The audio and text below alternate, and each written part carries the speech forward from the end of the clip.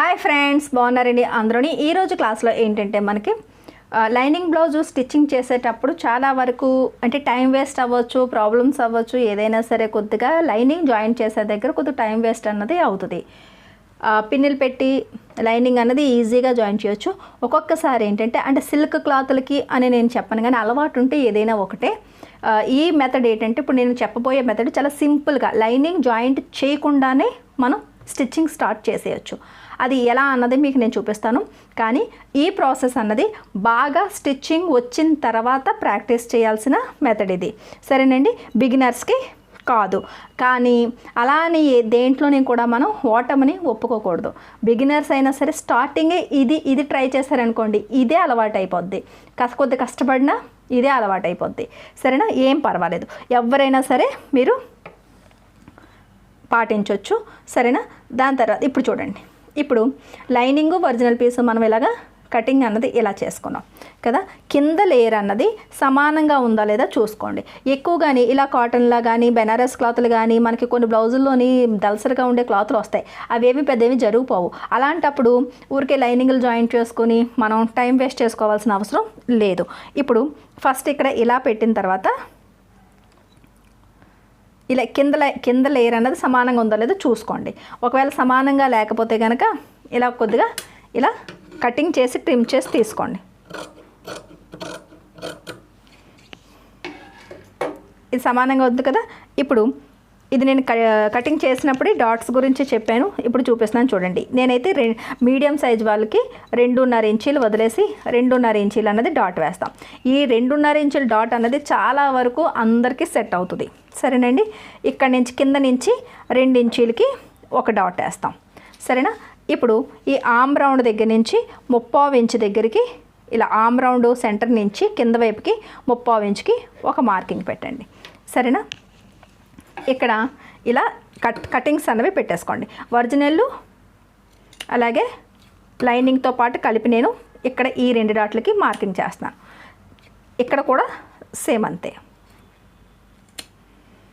ఇక్కడ నాకు ఎక్కువగా అని ఇక్కడ ఒరిజినల్ ఎక్కువగా కనిపిస్తుంది కదా, అందుకని ఓన్లీ లైనింగ్కి మాత్రమే నేను ఈ కట్ పెడుతున్నాను, సరేనండి. ఇప్పుడు సపరేట్ చేసేద్దాం. నేను ఒకవైపు స్టిచ్చింగ్ ఎలా చేయాలన్నది చూపిస్తాను, మీరు రెండో వైపు సేమ్ అదే రకంగా స్టిచ్చింగ్ అన్నది చేసేసుకోండి, సరేనా. ఇప్పుడు ఇక్కడ నుంచి ఇది లైనింగ్ పెట్టుకునే పొజిషన్, సరేనా. ఈ కట్స్ 2 మాత్రం ఇలా కలిసేటట్టు కింద మనం కరెక్ట్గా లైన్ అన్నది కింద కరెక్ట్గానే చూసుకున్నాం కదా, అంతే. జస్ట్ ఇలా చూసుకున్న తర్వాత ఇప్పుడు ఈ 2 కట్స్ని ఇలా కలిపి ఇలా పట్టుకోండి. ఇలా పట్టుకుని డైరెక్ట్గా ఇప్పుడు మనం ఏం చేస్తాం, స్టిచ్చింగే చేసేస్తున్నాం, సరేనా. 2.5 ఇంచీలు నాకు ఇలా డాటు పొడవు, ఈ కట్ట దగ్గర నుంచి ఇక్కడికి ఈ మెయిన్ డాట్ ఇలా మార్కింగ్ చేసుకోండి. స్టిచ్చింగ్ బాగా వచ్చిన వాళ్ళకి ఈ మార్కింగ్ కూడా అవసరం లేదు.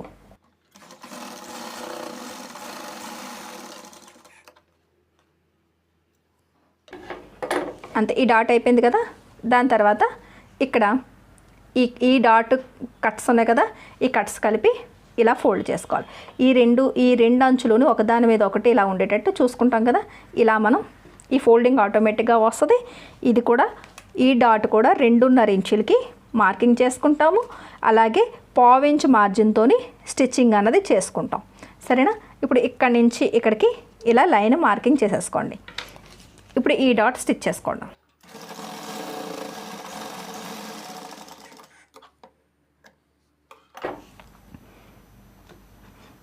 దాని తర్వాత చూసారు కదా, కింద ఇటువైపు మీకు కదలదు ఎక్కడ కూడా.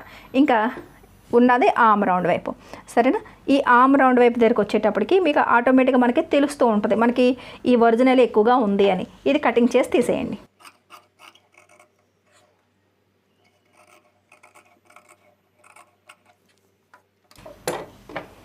ఇప్పుడు ఈ కట్ట దగ్గర నుంచి ఇప్పుడు చూడండి, ఇలాగా మనం 2 డాట్స్ స్టిచ్చింగ్ చేసినదా ఎప్పుడూ కూడా ఒక చెస్ట్ పాయింట్ అన్నది వస్తుంది కదా, ఇది చెస్ట్ పాయింట్. అలాగే ఈ కట్ట దగ్గర కదలకుండా ఇలా పట్టుకోండి. ఇలా పట్టుకొని ఇది ఇలా తీసుకోండి.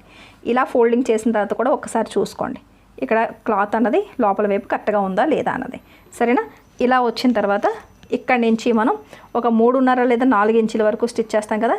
నేను 4 ఇంచులకి మార్కింగ్ పెడుతున్నాను. ఇక్కడ 1/4 ఇంచు మార్జిన్ అన్నది ఇక్కడ తీసుకుంటున్నాం. ఇక్కడ 1/4 ఇంచు మార్జిన్ నుంచి ఇక్కడికి ఇలా కలిపేసి స్టిచ్చింగ్ అన్నది ఇలా చేసేస్తాం.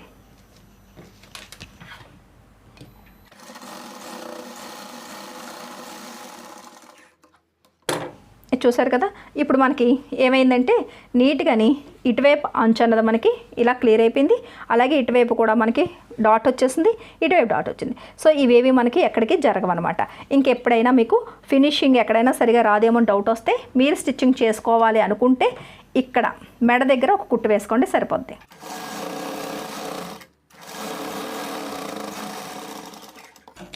అంతే. ఇక్కడ ఆర్మ్ రౌండ్ దగ్గర హ్యాండ్స్ జాయింట్ చేసేటప్పుడు కూడా ఇక్కడ షోల్డర్ జాయింట్ అయిపోద్ది. అలాగే మీరు చక్కగా హ్యాండ్ జాయింట్ అంటే ఈ 2 అంచులు సమానంగా పట్టుకొని మనం జాయింట్ చేసుకుంటే సరిపోద్ది. లేదు ఇంకా అంత ఎక్కువ కుట్టు అలవాటు లేదు అని అనుకున్న వాళ్ళు జస్ట్ ఆర్మ్ రౌండ్ దగ్గర కుట్టు వేసేసుకోండి.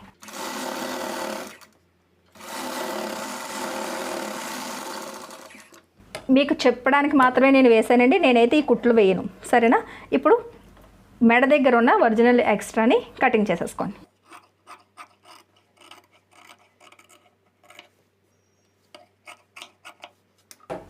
చూసారు కదా, చుట్టూ స్టిచ్చింగ్ చేసే టైంలోని మనం ఫ్రంట్ పార్ట్ డాట్సే వేసేసుకున్నాం. ఇప్పుడు షేప్ బెల్ట్ రెడీ చేసుకుని నీట్గా ఇక్కడ షేప్ బెల్ట్ని స్టిచ్చింగ్ చేసేసుకోవడమే. అది కూడా చూపిస్తాను చూడండి. ఫస్ట్ దానికన్నా ముందు నేను ఇది కూడా సేమ్ అదే రకంగా ఈ డాట్ ఇటువైపు డాట్స్ వేసేసి ఆ తర్వాత షేప్ బెల్ట్ చూపిస్తాను. షేప్ బెల్ట్కి కింద అంచు ఎలాగా స్టిచ్చింగ్ చేయాలి కాబట్టి మనం లైనింగ్ని స్టిచ్చింగ్ చేస్తాం. ఇది లైనింగ్ జాయింట్ కాదు, మనకి స్టిచ్చింగే ప్రాపర్గా చేయాలి కాబట్టి ఇక్కడి నుంచి ఇది ఇటువైపు 2 పీసులు ఇలా పెట్టి 2 పీసులని ఇది ఇటువైపు ఇలా పెట్టి ఎప్పుడు మనం స్టిచ్చింగ్ చేస్తున్నట్టుగానే కింద అంచుని స్టిచ్చింగ్ చేసేసుకోండి.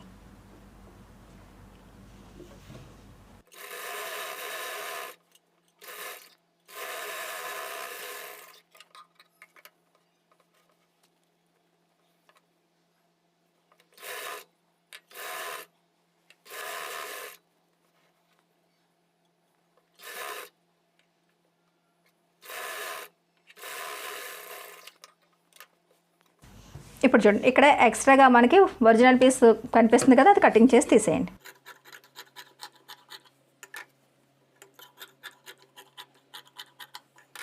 రెండు ఒకే సైజులో ఉన్నాయా లేవా ఒకసారి చెక్ చేసుకోండి.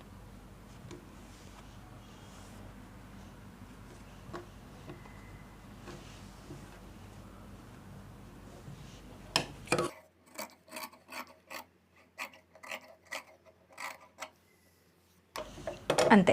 ఇప్పుడు పై అంచు స్టిచ్చింగ్ చేయాల్సిన అవసరం లేదు. ఇది చూడండి, ఇది ఇటువైపుకి ఇది ఇలా వస్తుంది కదా. ఇప్పుడు కింద చూసారు కదా, లైనింగ్ ఏమి అటాచ్ లేదు, ఇది కూడా లేదు. అయినా సరే నీట్గా ఇటువైపు ఒక కొద్ది కొన వదిలేస్తాం కదా, ఇలా వదిలేసి ఇక్కడిది ఇలా పట్టుకుని స్టిచ్చింగ్ చేసేయండి.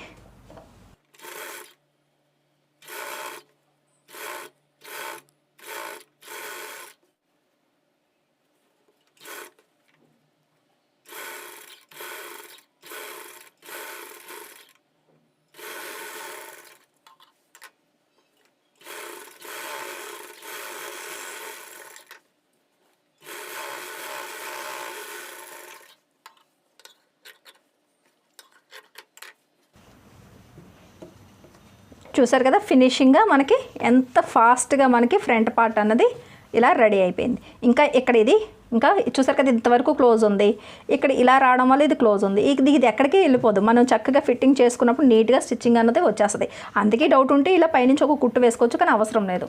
సరేనండి. ఇప్పుడు చూడండి, ఇక్కడ జస్ట్ చిన్నదే ఓపెన్ ఉంది, ఇక్కడ చిన్నది ఓపెన్, అది అసలు విడదనమాట. ఇప్పుడు హుక్ బెల్ట్లు ఐ బెల్ట్లు ఇలా పర్ఫెక్ట్గా వేసేసుకోవడమే, అంతే. సరేనండి. ఈ రకంగా మీరు ఇలా ఏంటంటే లైనింగ్ జాయింట్ చేయకుండానే ఫ్రంట్ పార్ట్నే ఇన్ని పార్ట్స్ జాయింట్ చేసి డాట్స్ వేసే ఫ్రంట్ పార్ట్ని ఇంత అందంగా మీరు స్టిచ్చింగ్ అన్నది చేసేసుకోవచ్చు. సరేనండి. టైం అన్నది చాలా సేవ్ అవుతుంది. ఏదైనా సరే మనకి క్లాత్ మన మాట వింటది అన్న క్లాత్ లాంటిది ఏదైనా ఉంటే కనుక బెనారస్ క్లాత్లు అవ్వచ్చు, సారీలో వచ్చిన బ్లౌజ్ పీస్లు అవ్వచ్చు, ఏదైనా సరే ఫటాఫట్ మనం ఇలా స్టిచ్చింగ్ చేసేసుకుంటే మీరు ఈ తక్కువ టైంలోని ఎక్కువ బ్లౌజుల్ని స్టిచ్చింగ్ చేయగలుగుతారు. సరేనండి. వీడియో నచ్చినట్లయితే కనుక ఒక లైక్ ఇవ్వండి. మన లక్ష్మీ ఫ్యాషన్ వాళ్ళ ఛానల్ని సబ్స్క్రైబ్ చేసుకోవడం మర్చిపోకండి. మళ్ళీ నెక్స్ట్ క్లాస్లో కలుద్దాం.